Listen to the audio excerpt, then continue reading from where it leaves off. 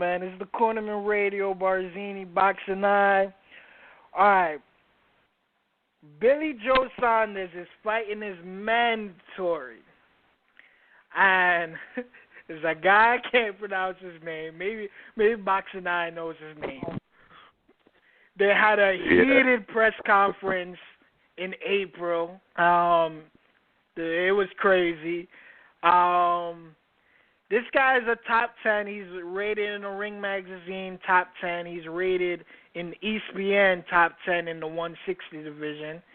So I'm not mad. At least Billy Joe is fighting a top 10 fighter. But I've never seen this guy fight. Really? Never seen this fight. You know what I'm saying? I've seen his name a bunch of times, but I wasn't excited on the people he was fighting, like Tommy, and I wasn't excited for those fights. But Billy Joe is fighting a top 10 fighter, which I really don't know. I haven't seen him fight. I just know he's a top 10 fighter because all these people have him rated as a top 10 fighter. So I'm intrigued. I'm ready to see July 8th. It's scheduled for. Maybe more boxing. I got more to talk about this fight more than me. What was your take on it? Yeah, you know I do. Well, I seen him fight on Showbox versus a kid I really like. I like Antoine Douglas, man. He reminded me of like a Jadon Codrington back in the day, big, strong middleweight. But damn, he got moved into the wrong. The chest piece was the wrong move for Antoine.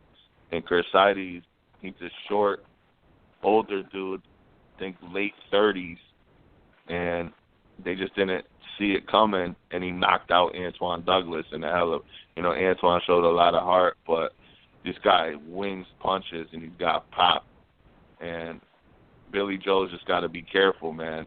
Tommy Langsford he knocked out recently in April, so he earned his mandatory in that fight, and I watched that one on YouTube.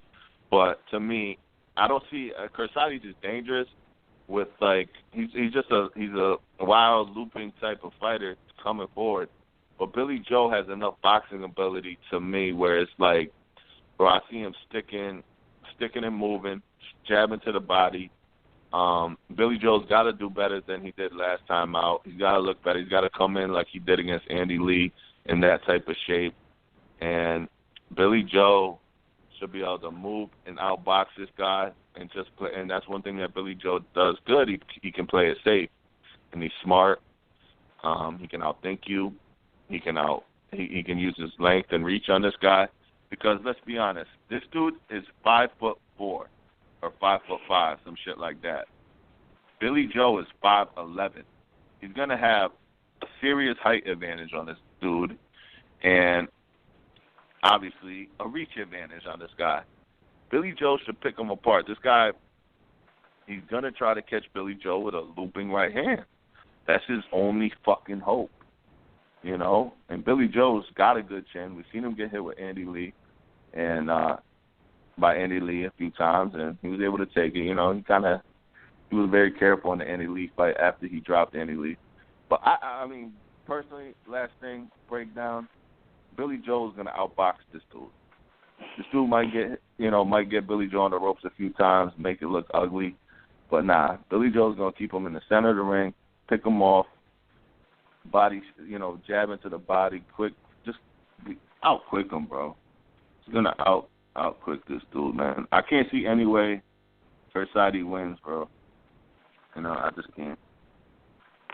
Yo, Billy Joe said if Kurt Slan is 37, if I can't beat him, I should quit.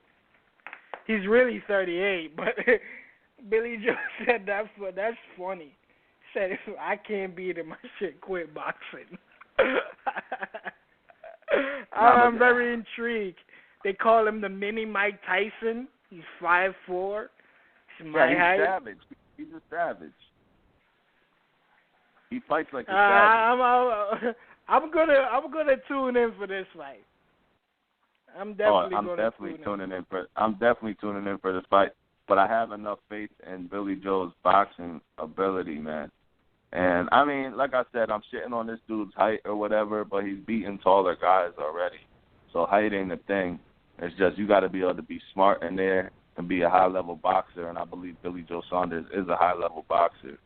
You know, is he up there with Danny Jacobs? Maybe not.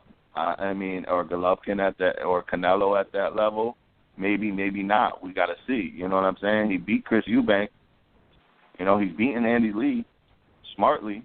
He's not going, he's not this, like, incredible power puncher.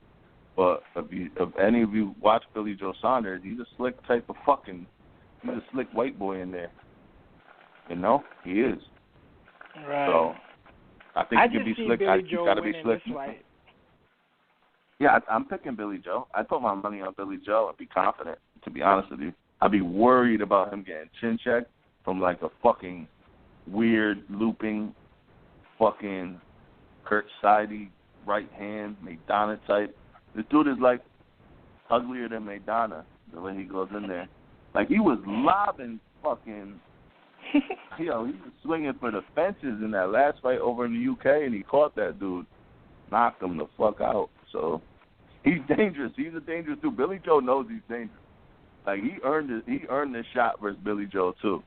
You know, Anton Douglas was a heavy touted prospect, and then he took the O from Tommy Langford, so give him a shot. Let's see what he's got. He's 38 years old. Let's give this dude credit, man. Imagine that. He probably worked hard as fuck. But he's got L's, This dude's got L's on his record. Two losses.